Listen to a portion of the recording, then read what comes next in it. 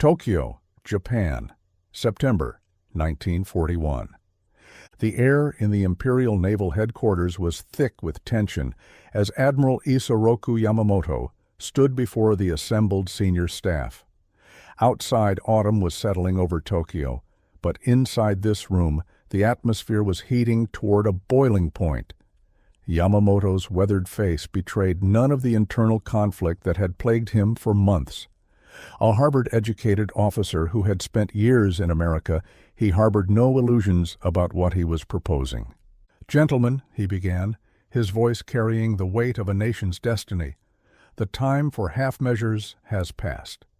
If we are to secure our position in the Pacific, we must neutralize the American Pacific Fleet in a single, decisive stroke." The plan that would become known as Operation Z had been taking shape since January. Yamamoto, despite his personal reservations about war with the United States, knew that if conflict was inevitable, Japan's only hope lay in a crippling first blow. The economic sanctions imposed by the Americans following Japan's occupation of French Indochina had strangled Japan's oil supply. With only enough reserves to last 2 years, the empire faced an existential crisis. Commander Minoru Genda, the tactical architect of the operation, stepped forward with maps and diagrams. The harbor at Pearl is shallow, averaging only 40 feet. This presents challenges, but also opportunities. Aerial torpedoes would normally need deeper water, but we have modified ours with wooden fins to prevent them from diving too deep. Admiral Chuichi Nagumo, who would eventually lead the First Air Fleet, frowned. And the American aircraft carriers? They are the true threat. "We must hope they are in port," Yamamoto replied, knowing the carriers were the priority targets. "But even without them, destroying their battleships will cripple their ability to challenge our southern advance." As the meeting concluded, Yamamoto remained behind, gazing out at the Imperial Gardens. To an aide who lingered, he quietly remarked, "If we must fight, we will win for 6 months, perhaps a year. After that, I have no confidence." Hitokapu Bay, Kuril Islands, November 22, 1941. Snow fell silently on the deck of the carrier Akagi as Admiral Nagumo watched his massive fleet assemble in the sheltered bay. 6 aircraft carriers, Akagi, Kaga, Soryu, Hiryu, Shokaku, and Zuikaku, formed the core of the Kido Butai, the most powerful carrier strike force ever assembled. Supporting them were 2 battleships, 3 cruisers, 9 destroyers, 8 tankers, and 3 submarines. In his cabin, Nagumo reviewed the final plans with his staff. Unlike the enthusiastic Yamamoto, Nagumo harbored deep reservations about the operation. A surface warfare specialist, he had been thrust into command of an unprecedented air campaign. "The Americans will be unprepared," Commander Mitsuo Fuchida assured him. As the designated leader of the air attack, Fuchida's confidence was unwavering. "Our pilots have trained specifically for this harbor configuration. The shallow water, the tight grouping of targets, these work to our advantage." Nagumo nodded curtly. "And radio silence will be maintained at all costs. Detection before we reach launch position would be catastrophic."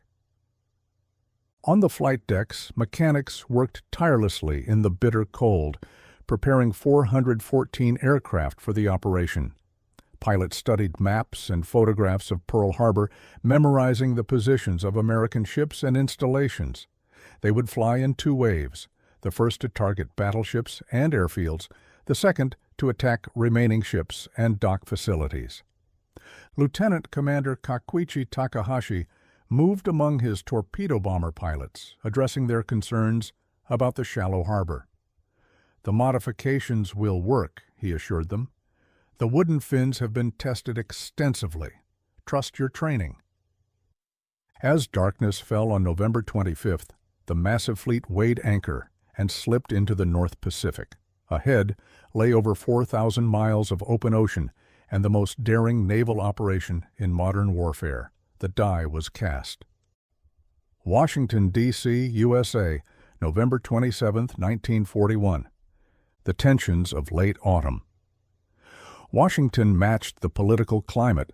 President Franklin D. Roosevelt studied the intelligence summary before him with growing concern.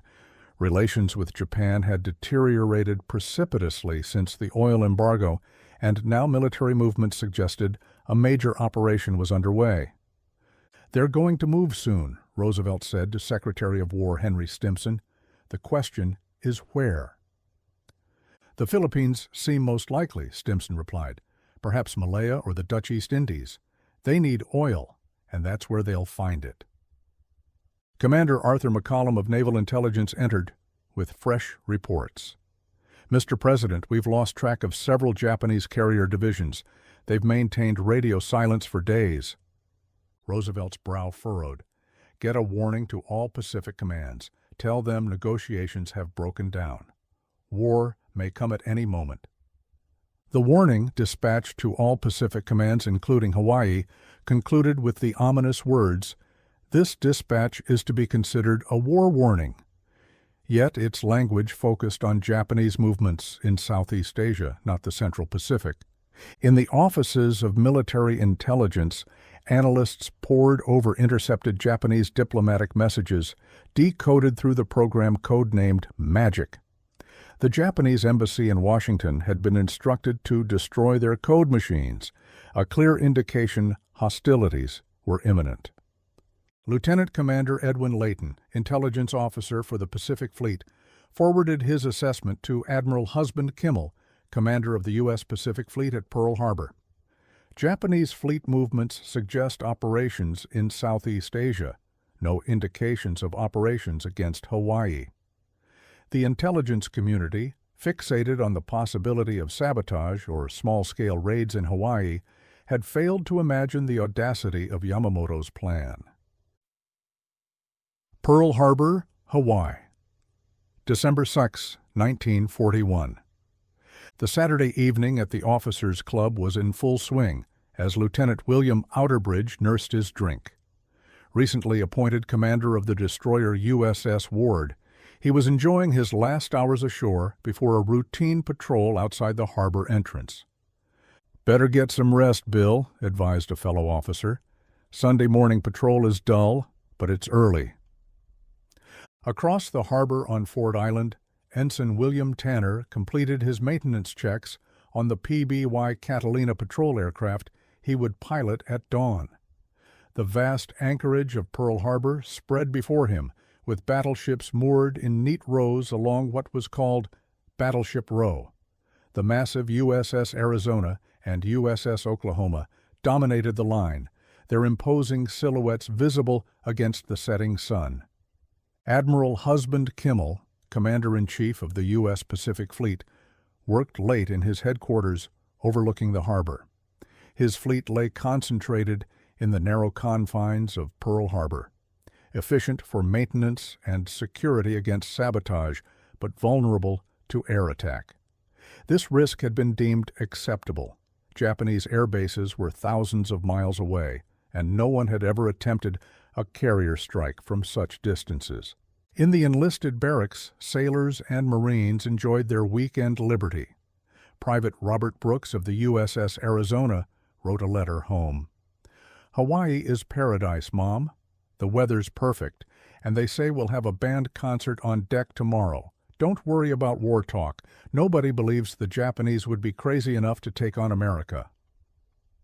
Aboard the USS Nevada, Seaman James Elliott stood the evening watch, gazing across the placid harbor waters at the lights of Honolulu. "Quiet night," remarked his section leader. "Tomorrow should be even quieter."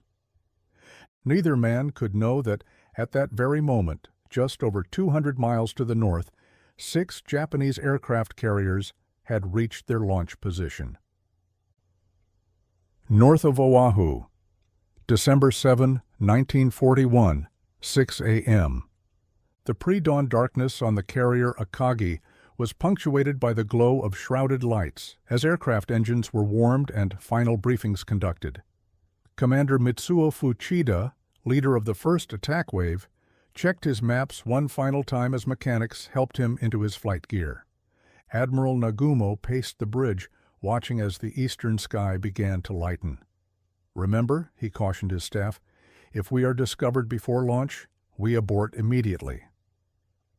No such discovery came. At 6 a.m., the order was given to launching positions.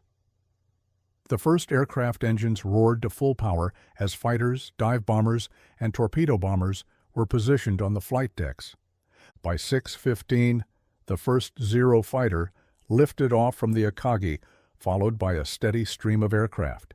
Similar scenes played out across all 6 carriers as 183 aircraft, 49 high-level bombers, 51 dive bombers, 40 torpedo bombers, and 43 fighters rose into the dawn sky for the first wave. A second wave of 167 aircraft would follow 45 minutes later.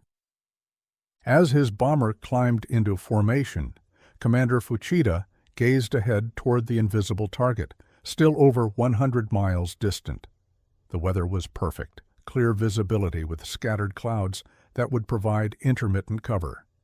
Below, the Pacific stretched endlessly, concealing the massive fleet that had approached undetected across thousands of miles of ocean. Fuchida checked his watch and calculated their arrival over target, approximately 7:55 a.m. local time.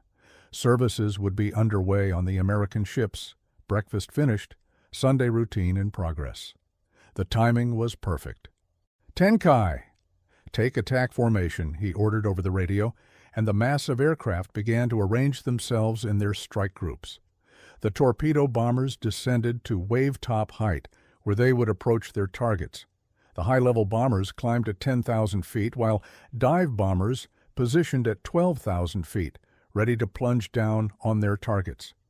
The die was cast. Japan and the United States were minutes away from war.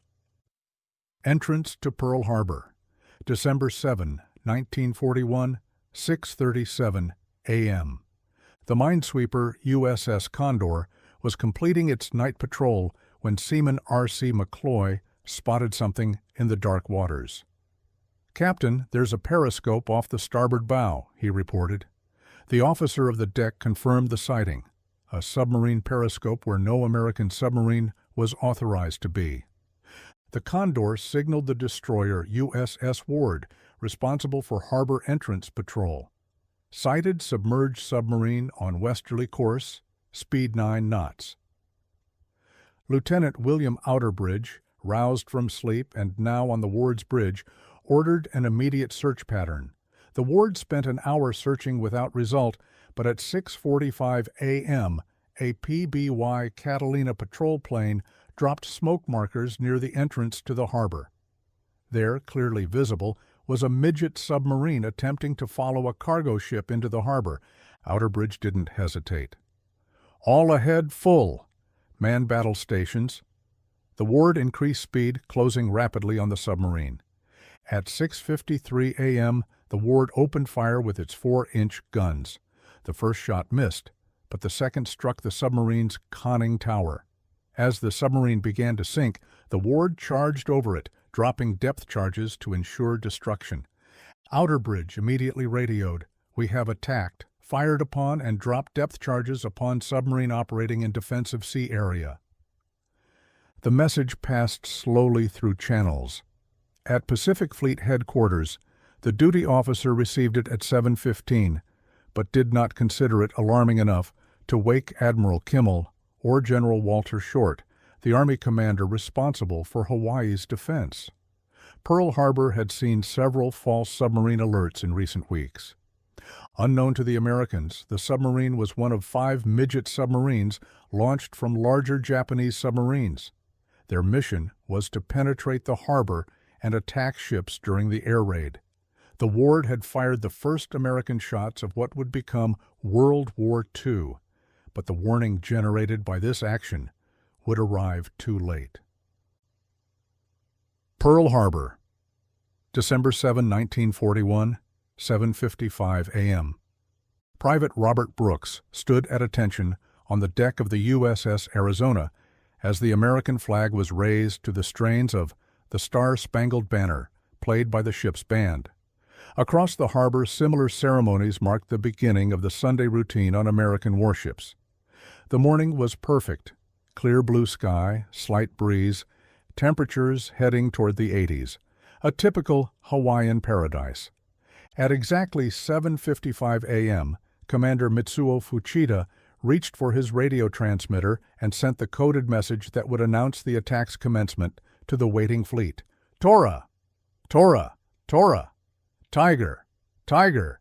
Tiger!" The signal indicated complete surprise had been achieved.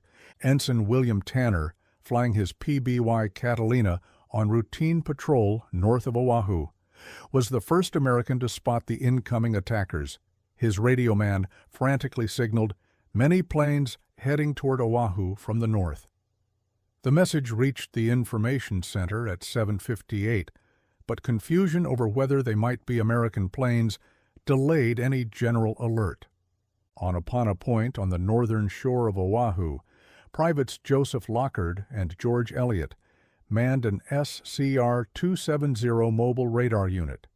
Though scheduled to shut down at 7 a.m., they had continued operating for training purposes.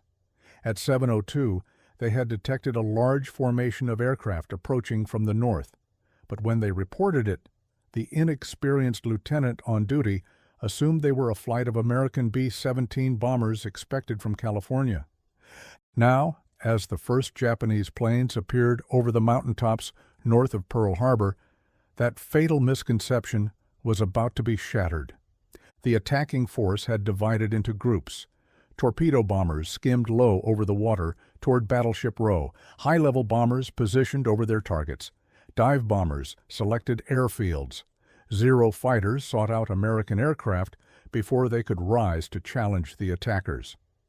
At 7:55 a.m., the first bombs fell on Ford Island Naval Air Station. Seconds later, torpedoes and bombs struck the battleships moored along Battleship Row.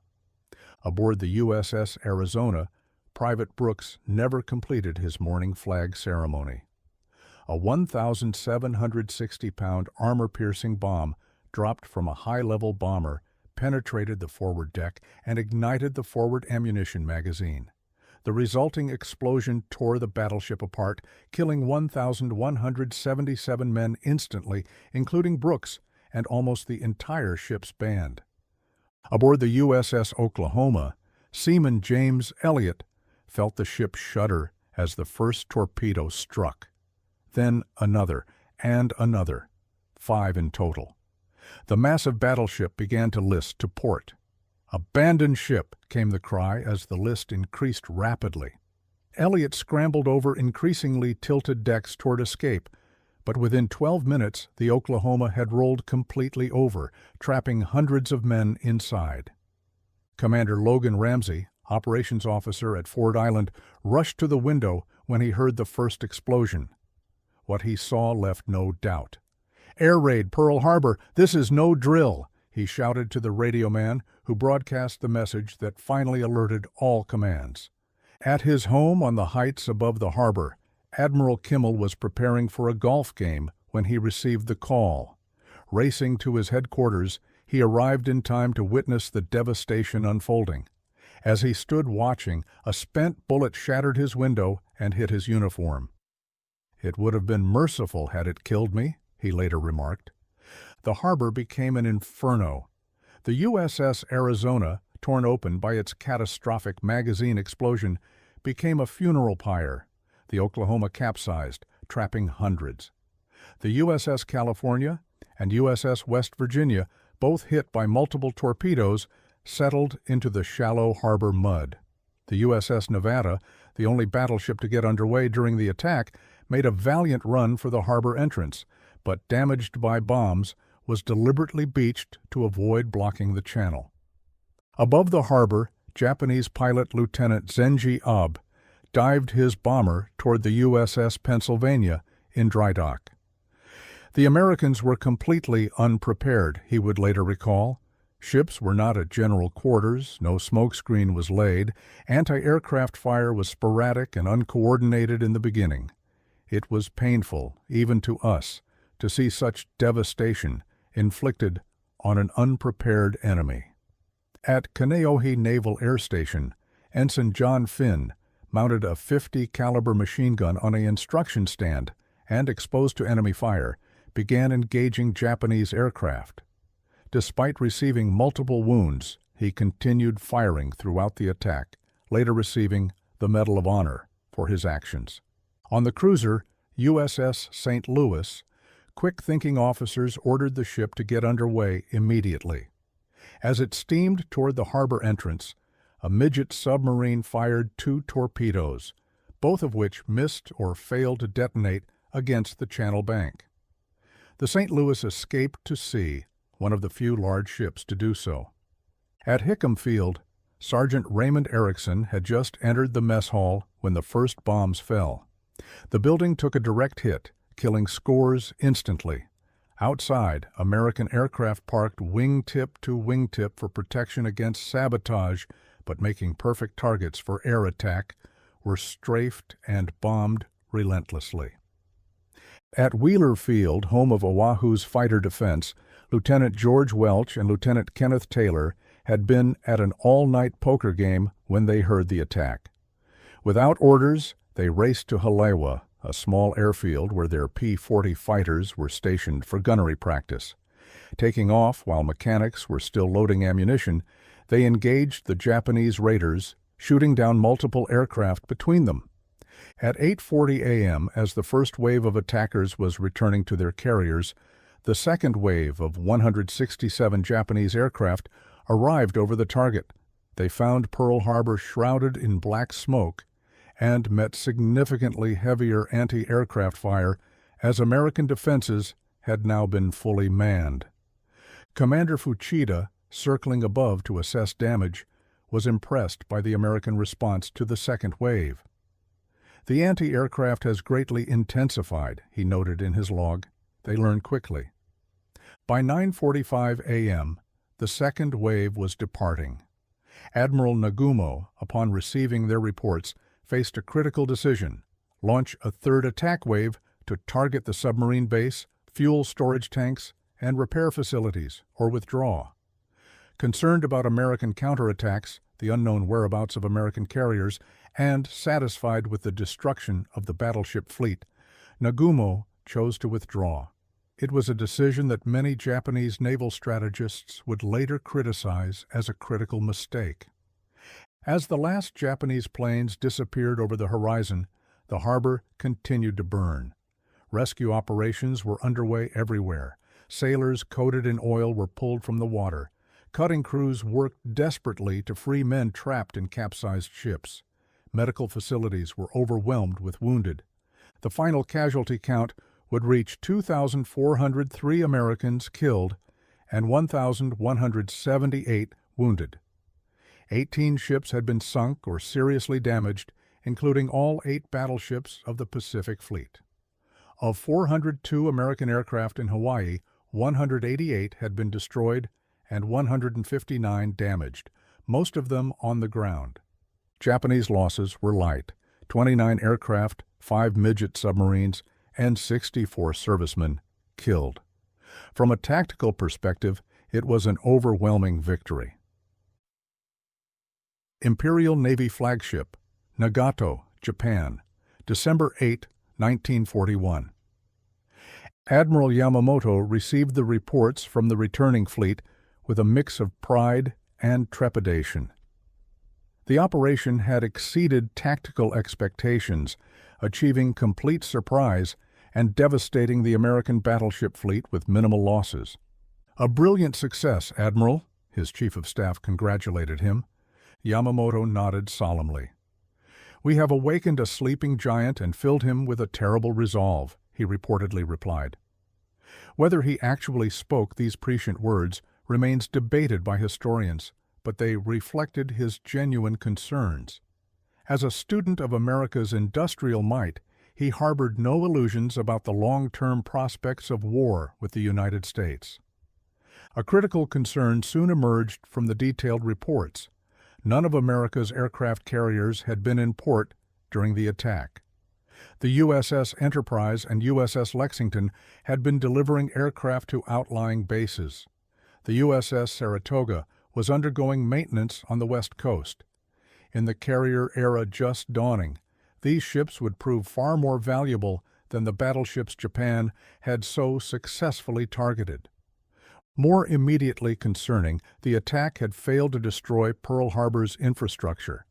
The repair facilities, submarine base, and oil storage tanks that would allow it to function as a forward base despite the damage to the fleet. These would have been primary targets for a third attack wave. As reports of America's unified response to the attack began filtering in, Yamamoto's concerns deepened. The surprise attack, executed while peace negotiations were still ostensibly underway, had united American public opinion overnight. President Roosevelt's Day of Infamy speech to Congress on December 8th had met with immediate approval for a declaration of war. The tactical victory, Yamamoto feared, might prove a strategic catastrophe. Washington, D.C., December 8, 1941. The atmosphere in the Cabinet Room was grave as President Roosevelt prepared to address Congress. The initial shock of the attack had given way to grim determination. Yesterday, December 7, 1941, a date which will live in infamy, the United States of America was suddenly and deliberately attacked by naval and air forces of the Empire of Japan. His words, broadcast nationwide, galvanized American public opinion. Across the country, recruitment offices were overwhelmed with volunteers. Factories began converting to war production. A nation that had been deeply divided over involvement in foreign wars found itself suddenly completely unified. Secretary of War Henry Stimson noted in his diary, "When the news first came in that Japan had attacked us, my first feeling was of relief that the indecision was over and that a crisis had come in a way which would unite all our people." In the hours after the attack, Army and Navy intelligence officers began the painful process of assessing how such a catastrophic intelligence failure had occurred. Warnings had been issued, but they had focused on sabotage rather than air attack. Radar had detected the incoming aircraft, but the sighting had been misinterpreted. A submarine had been sunk attempting to enter the harbor, but the report had moved too slowly through channels. The most searing question was why American forces had been caught so completely unprepared despite increasing tensions with Japan and despite the war warning sent days earlier. Army Chief of Staff General George Marshall would later testify, "We failed to anticipate the possibility of a carrier raid. We thought more in terms of local sabotage or, at worst, modest hit-and-run raids." Within days, investigations began that would ultimately lead to the relief of both Admiral Kimmel and General Short from command, ending both their careers. Pearl Harbor, December 10, 1941. The harbor waters still shimmered with oil 3 days after the attack as salvage operations began. Bodies continued to be recovered. The USS Arizona, with most of its crew entombed within its sunken hull, was clearly unsalvageable. The USS Oklahoma, completely capsized, presented a daunting challenge. Yet, amid the devastation, signs of recovery emerged with astonishing speed. The USS Nevada, beached during the attack, was already being prepared for refloating. Repair crews worked around the clock on less damaged vessels. The USS Pennsylvania, despite being hit while in dry dock, would be operational by December 20th. Most importantly, the base infrastructure that would have been targeted in a third Japanese attack wave remained intact. The submarine base continued operations without interruption. The vital fuel storage tanks, containing 4.5 million barrels of oil, had been untouched. The repair facilities, which would prove crucial in the coming months, were fully operational. Captain Homer Wallen, placed in charge of salvage operations, assembled a team that would accomplish near miracles in the coming months. Of the 8 damaged battleships, 6 would eventually return to service. The USS Nevada, California, and West Virginia, all sunk in the attack, would be raised, repaired, and modernized. As salvage divers explored the ships, they encountered both tragedy and miraculous survival.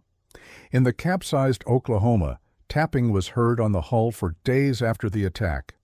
Rescue crews cut through the exposed bottom of the hull to free 32 trapped sailors. Others, tragically, could not be reached in time. The most remarkable story came from the USS West Virginia, where divers later discovered a calendar marked with days until December 23rd, indicating that 3 trapped sailors had survived for over 2 weeks in an air pocket before their oxygen was exhausted. Admiral Chester Nimitz, appointed to replace Kimmel as Pacific Fleet Commander, arrived on Christmas Day, 1941.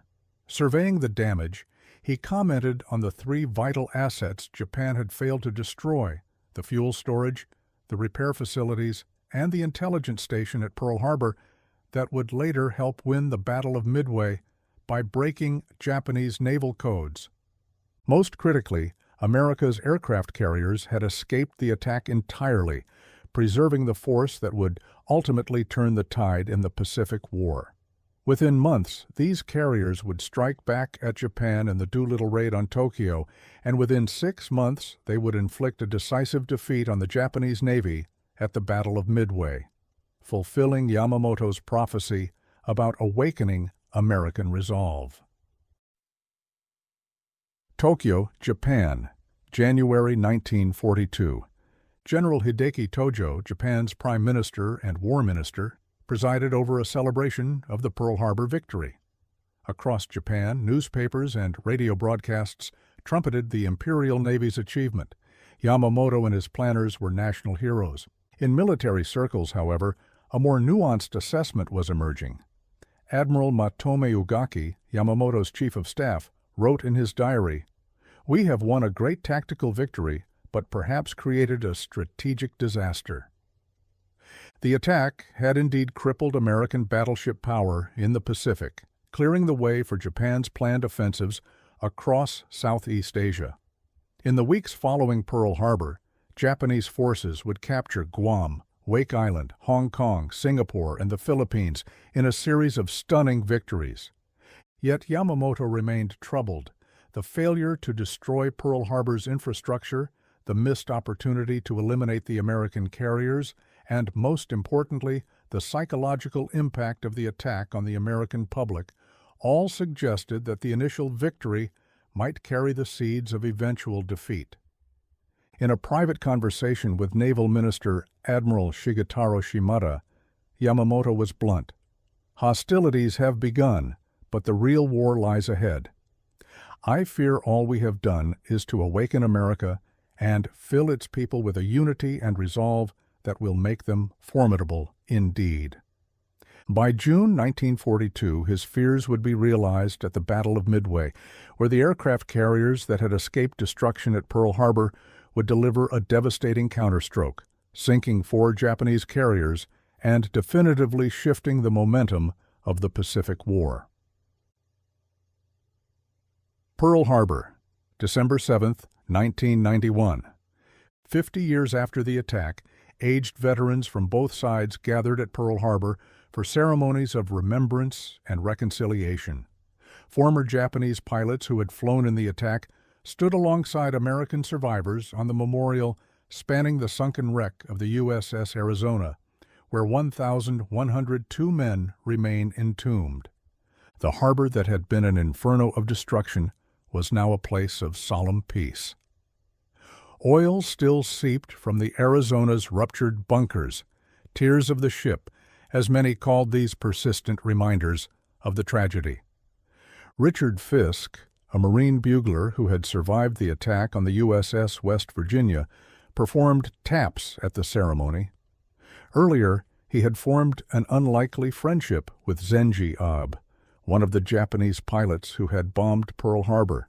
"I hated the Japanese for years," Fisk admitted, "but when I met Zenji and heard him express his regret that the attack came before a formal declaration of war, I realized he was a man of honor who had simply been doing his duty as I had been doing mine." For his part, Abe had brought origami peace cranes to place at the Arizona Memorial, a Japanese symbol of healing. "We did not know the consequences that would follow," he said quietly. "We were young men serving our nation. Now, as old men, we seek peace between our peoples." The legacy of Pearl Harbor had evolved over the decades. The base itself remained a vital American military installation, home to the U.S. Pacific Fleet. The sunken Arizona had become a national memorial, visited by more than 1.5 million people annually, a solemn reminder of the costs of war and unpreparedness. Strategically, the attack had destroyed the heart of American naval power in the Pacific, but failed in its broader objective of crippling American ability to project power in the region. The overlooked infrastructure allowed rapid repairs of damaged vessels, while the untouched aircraft carriers would prove decisive in subsequent battles. Most significantly, the attack instantly transformed American public opinion.